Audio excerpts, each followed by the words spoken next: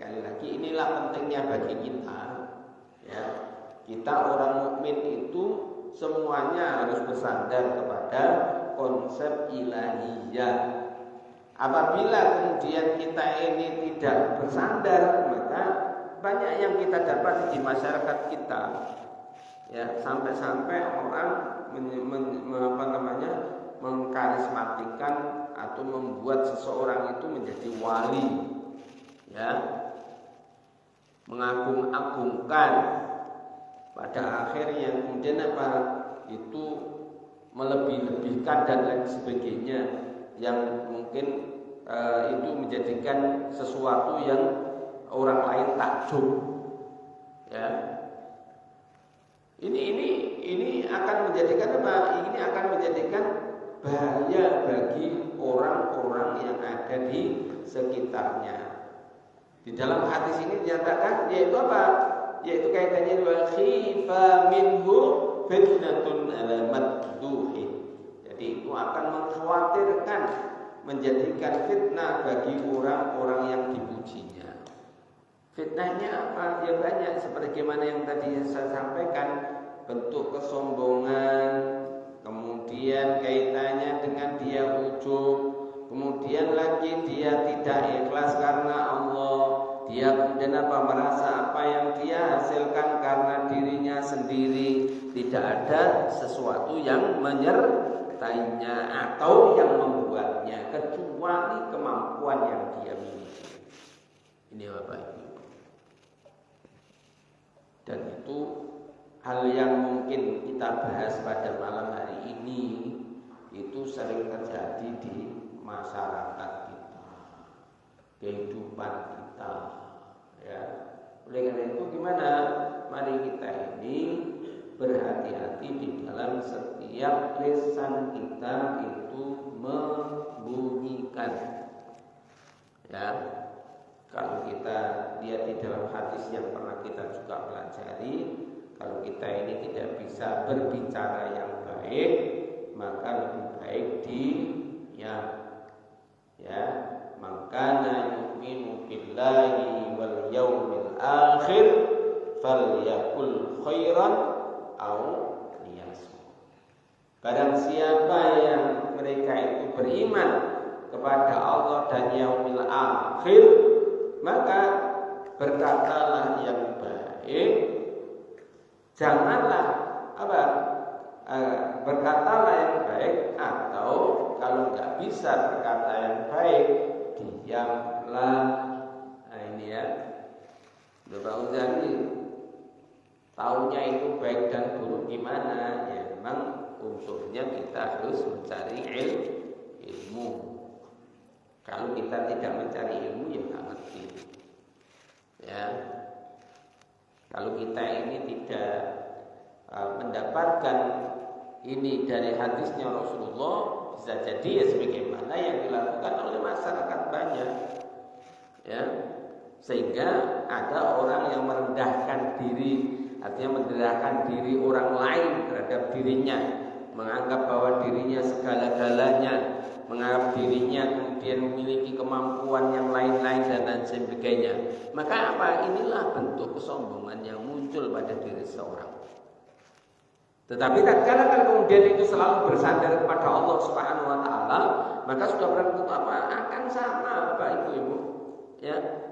Kita akan bersama-sama, pasti bisa akan bersama-sama. Kenapa manusia itu tidak bisa bersama-sama di antara satu dengan yang lainnya? Karena ada kecongkaan pada diri seseorang tadi yang muncul dari hawa nafsu.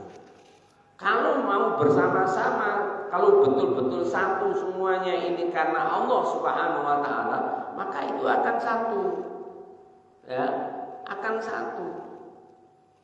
Tidak ada yang kemudian itu karena Allah kemudian bercerai-berai, enggak ada, kecuali salah satunya menyimpang dari ajaran Islam, dan itu semuanya sudah ditata oleh syariat Islam, ya. Gimana bisa mengetahui itu ditata oleh syariat Islam? Sekali lagi, ini adalah ilmu, ini adalah apa? tuntunan yang mesti kita ini harus kemudian apa? Fahami. Caranya memahami bagaimana? Ya kita ada dalam majelis-majelis ilmu yang ada.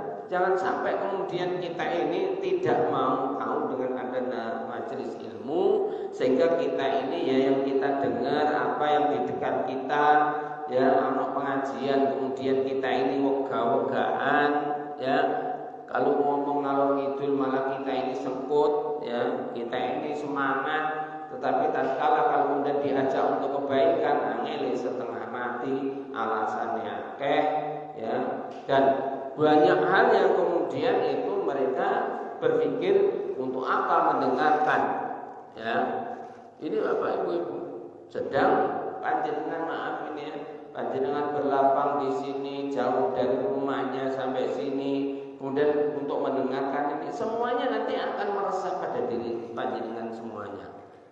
Suatu ketika yang kita pelajari ini mungkin ya besok, bongko bengi, buka apa itu akan terjadi mengenai kita. Ya kemudian seperti itu. Ya seperti contohnya begini. Wah kamu itu ahli ibadah. Kan sering kan begitu kan? Kamu itu subhanallah ini apa ahli ibadah? Gak ada orang ini. Nah kalau begitu kan gimana? Kalau kita tidak memiliki ilmu, maka diri seseorang tadi akan muncul kaitannya dengan takabur. Ya, aku kok. Ya, kalau sudah ngomong aku kok, itu kemudian apa? Sudah, itu takabur. Ya, oleh karena itu apa? Jauhi perkataan-perkataan sedemikian rupa.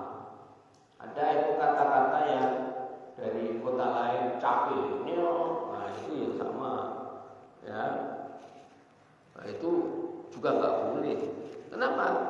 Karena itu ya tadi akan datang fitnah, akan menyebabkan seseorang itu kemudian apa? Seseorang itu akan menjadi sombong. Ini. Oleh karena itu gimana? Ayo kita biasakan subhanallah, masya Allah, mabruk, nah gitulah. Artinya apa? Kita doakan menjadikan kebaikan, yang mana itu merupakan sesuatu yang datangnya dari Allah Subhanahu wa Ta'ala. Ini saudara. Saya lanjutkan. Kenapa Rasulullah SAW itu menyatakan halal? Ya, karena itu akan membinasakan seseorang tadi. Karena akan menyebabkan amal yang dilakukan oleh seseorang itu akan sia-sia. Ya, akan sia-sia iya. Kenapa? Sekali lagi dia, kalau kita konsep di dalam Islamnya, amal yang kita jalani ini karena Allah Subhanahu wa Ta'ala. Dan itu pun kemudian apa? Dari Allah Subhanahu wa Ta'ala. Maka sesungguhnya kita selalu harus kemudian bersandar kepada Allah. Maka sudah barang tentu yang demikian ini harus kemudian apa? Harus kemudian kita bersyukur, dan bersyukurnya itu bukan untuk diri kita, tetapi apa? Kepada Allah Subhanahu wa Ta'ala. Dengan itu bagaimana? Sebagaimana yang saya sampaikan kepada panjenengan tadi, apabila kita ini dipuji oleh orang, maka mari kita masya Allah, subhanallah, alhamdulillah, Allahu akbar. Ya, ini Bapak. Dari fenomena-fenomena yang terjadi di dalam kehidupan yang mungkin dialami setiap diri manusia, maka semuanya tatkala mereka itu tidak kembali kepada petunjuknya Allah Subhanahu wa Ta'ala, maka dia nanti akan terkejut. Karena bagaimana orang itu mengetahui amalnya sia-sia? Kan sekarang ini kan kita nggak paham, artinya nggak bisa lihat amal saya ini diterima oleh Allah atau tidak, kan gitu ya. Maka itu akan ditunjukkan oleh Allah. Suatu ketika ini ada di dalam hadis qudsi, Bapak Ibu. Ada dalam riwayat hadis qudsi itu dinyatakan suatu ketika, ya, pada waktu mereka itu ada di padang mahsyar, katanya Rasulullah SAW, ada seseorang yang mereka itu terperanjat terhadap apa yang kemudian dia lakukan. Dulu banyak kebaikan, tetapi dirinya itu muflis. Apa muflis itu? Rugi. Ada lagi istilahnya pailit. Ya. Kenapa? Karena perbuatan-perbuatan yang ternyata apa? Menselisihi terhadap apa yang telah ditunjukkan oleh Rasulullah SAW tadi. Gak sadar berilmu mana itu. Ya, mari kita berilmu. Setiap apa yang kita jalani ini, mari kemudian kita ini selalu bersandar kepada Allah. Karena setiap apa yang kita kerjakan ini, apa-apa yang kita jalani ini merupakan ibadah kepada Allah Subhanahu wa taala. Tidak ada yang lain, tidak ada yang lain. Ya. Kalaupun kemudian ada seseorang yang mereka itu ahli ibadah, maka jadilah itu menjadikan ibrah bagi kita. Subhanallah, dia bisa, kenapa saya tidak bisa?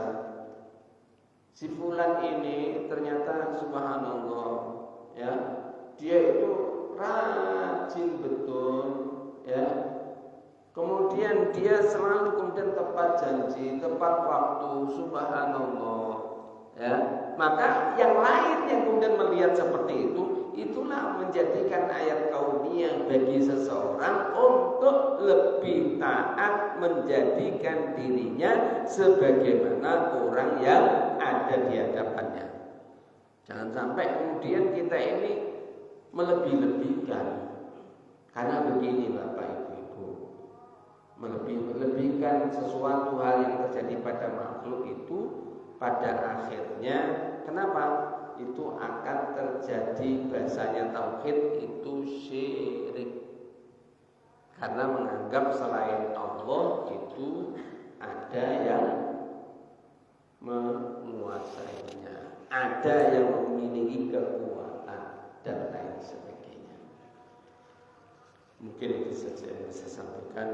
Mudah-mudahan apa yang kita pelajari pada malam hari ini menjadikan wahana bagi kita untuk kita selalu menata diri kita menjadi lebih baik. Kita akhiri dengan doa kafaratul majelis. Subhanakallahumma